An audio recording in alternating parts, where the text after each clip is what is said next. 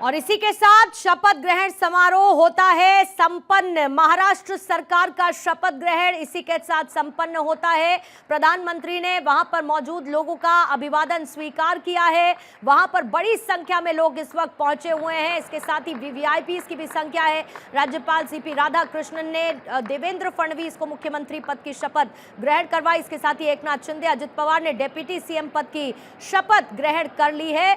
और जो स्वरूप है फिलहाल एक सीएम और 2 डिप्टी सीएम का सामने है। ये है वो तस्वीर जो कि महाराष्ट्र की राजनीति और महाराष्ट्र की सरकार को दर्शाती है।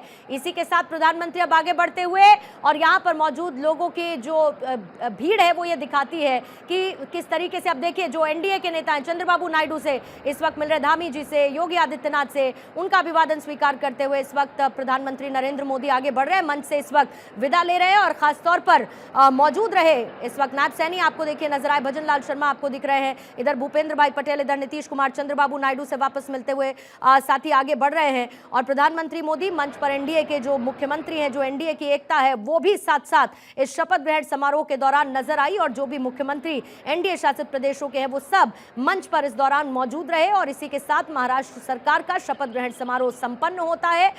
इस वक्त प्रधानमंत्री एक बार फिर से मिलते हुए ज्योतिरादित्य सिंधिया, साथ ही इससे पहले इस तरफ पीयूष गोयल और निर्मला सीतारमण बैठी हुई एक्सट्रीम राइट की तरफ। यह पूरा वो मंच है जहां पर बीजेपी के तमाम बड़े चेहरे और एनडीए शासित प्रदेशों के मुख्यमंत्री साथ साथ नजर आए। और इसी के साथ मंच से प्रधानमंत्री ने विदा ले ली है और शपथ ग्रहण समारोह संपन्न हो चुका है। देवेंद्र फडणवीस बन चुके हैं महाराष्ट्र के मुख्यमंत्री। तीसरी बार सीएम पद की शपथ देवेंद्र फडणवीस ने ग्रहण कर ली है। और इसके साथ ही एकनाथ शिंदे और अजित पवार ने डिप्टी सीएम पद की शपथ ग्रहण कर ली है। 2024 के चुनाव के बाद देवेंद्र फडणवीस ने कहा था कि बास की असली उड़ान अभी बाकी है और उसी के लिए निरंतर प्रयासरत आखिरकार मुख्यमंत्री की कुर्सी पर बैठेंगे देवेंद्र फडणवीस। नाम फाइनल था, मोहर लग चुकी थी, शपथ ग्रहण का इंतजार था, शपथ ग्रहण भी इसी के साथ संपन्न हुआ है। और अब सीएम की कुर्सी पर बैठेंगे देवेंद्र फडणवीस।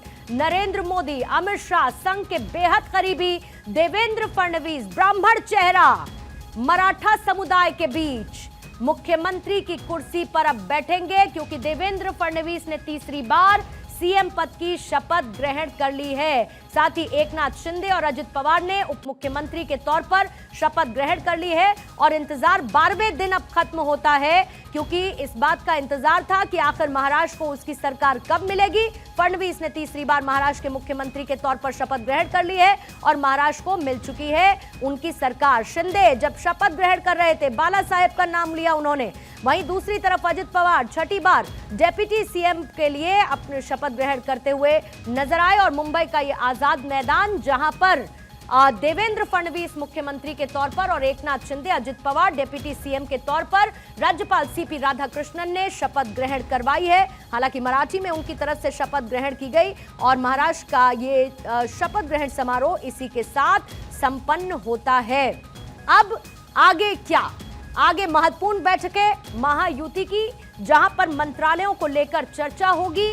कौन कौन संभावित चेहरे होंगे, किसको जिम्मेदारी क्या मिलने वाली है, इसको लेकर मंथन किया जाएगा। हालांकि जैसा कि मैंने पहले भी जिक्र किया कि भले ही संभावित चेहरों के नाम सामने हो, कौन कौन हो सकता है शामिल सरकार के इस पूरे खाके में, उनका नाम जरूर सामने आ चुका है और वो संभावित है। लेकिन जब तक बैठक में उन पर फाइनल मोहर नहीं लगती है, उनका नाम सामने नहीं आता है। और उसके बाद में विस्तार होगा, सरकार का विस्तार होगा, कैबिनेट का विस्तार होगा। लेकिन फिलहाल सीएम और 2 डिप्टी सीएम शपथ ग्रहण कर चुके हैं। आजाद मैदान में मुंबई की तस्वीर देखने को मिली है।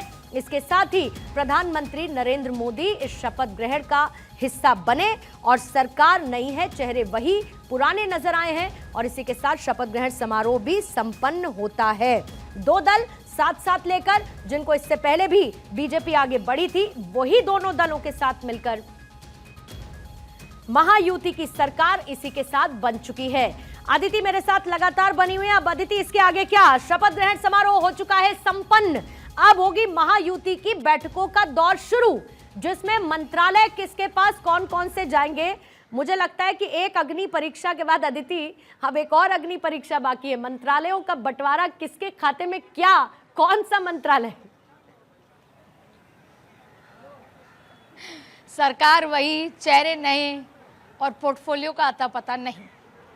और देखिए क्या है कि अभी रिश्ता पक्का हुआ है, अभी लेन देन की बात बाकी है, किसको क्या मिलेगा। ये बात सही है कि आज जब मंच पे हिंदू हृदय सम्राट की उन्होंने गूंज करते हुए शिंदे साहब ने शपथ तो ले ली है, लेकिन उसी हिंदू हृदय सम्राट के मन में जो है वो पूरा नहीं हो रहा। और इस बार वापस मैं कहूँगी, भारतीय जनता पार्टी ने चाहे सीएम पद, चाहे गृह मंत्रालय का पद, चाहे फाइनेंस मिनिस्ट्री का पद, अजीत दादा को इसमें हो सकता है कॉम्प्रोमाइज करना पड़े, पर अजीत दादा तो अभी खुश हैं कि वो डिप्टी सीएम बन रहे हैं छठी बार। और अब ये देखना होगा कि इरिगेशन, ये 3-4 ऐसे मंत्रालय हैं जो भारतीय जनता पार्टी अब नहीं देगी, क्योंकि भारतीय जनता पार्टी को पता है जिसका चेहरा है, जिसके पास वो बड़े पोर्टफोलियो है, सरकार वही चलाता है। और अब इस 5 साल भारतीय जनता पार्टी को जहां सरकार में रहकर जनता के लिए काम करने हैं, वहीं अपने संगठन का विस्तार करना है। अगली बार जब चुनाव होंगे 2029 में, तो ये सवाल ना उठे कि मराठा वोट बैंक नहीं है। और क्योंकि भारतीय जनता पार्टी जैसे भले ही एनडीए के साथ है, लेकिन 2019 में जैसे वो 303 में खुद आई थी, भारतीय जनता पार्टी अपने दम पे सरकार बनाई थी, महाराष्ट्र के लिए वो अपने दम पे सरकार बनाना चाहती है, जिसके लगभग करीब वो पहुंच चुकी है इस बार। और अगली बार वो भले ही अलायंस में रहे, लेकिन बनाना अपने ही दम पर सरकार चाहती है। उसके लिए इस 5 साल में उसको सरकार में तो अच्छा काम करना ही होगा। उसके लिए उसके पास गृह मंत्रालय होना चाहिए, लॉ एंड ऑर्डर एक बड़ा सवाल होता है, और इसके साथ साथ फाइनेंस मिनिस्ट्री होनी चाहिए, बहुत बड़े फैसले होते हैं महाराष्ट्र जैसे बड़े राज्य में। इरिगेशन एक सबसे बड़ा प्रोजेक्ट, अगर आपको केंद्र से जो सबसे ज्यादा ह्यूज बड़ी योजनाएं आनी है वो इरिगेशन में आनी है। ये ऐसे पोर्टफोलियो है जहां पर कॉम्प्रोमाइज करना बहुत ज्यादा आसान मुझे अब भारतीय जनता पार्टी के लिए, जैसे मैंने कहा कि डेमोक्रेसी इज नंबर। और उसमें मैं ये आपको बताना चाहूंगी कि आपने उस समय सवाल किया था कि विपक्ष के नेता होते, मुझे लगता है डेमोक्रेसी वही है, यही है लोकतंत्र, कि भले ही हम लड़ाई करें, झगड़ा करें, एक दूसरे पर आपत्ति होता है, ये काम है, लेकिन ऑपोजिशन का सरकार के उस समय मौजूद होना, खास तौर पे शपथ जैसे इतने बड़े कार्यक्रम में, वो अपने आप में उस देश की, उस स्टेट की डेमोक्रेसी, लोकतंत्र को दर्शाता है। और जरूरत है एक बार फिर कि ऐसे नेता हों जो विपक्ष को साथ लेके चले, संसद भवन में, विधानसभा में आर पार हो, सवाल खड़े हों, एक दूसरे पर आरोप प्रत्यारोप हो, लेकिन जब ऐसे माहौल हो तो उसमें एक साथ खड़े हो। अब देखिए, सबसे पहले आपको बता दें कि शपथ समारोह पूरा हो चुका है, आपने मंच की सारी तस्वीरें बता दी, हम बाहर खड़े और यहाँ पर अब नेता लोग निकलने लग गए हैं, सबके चेहरे पर खुशी है।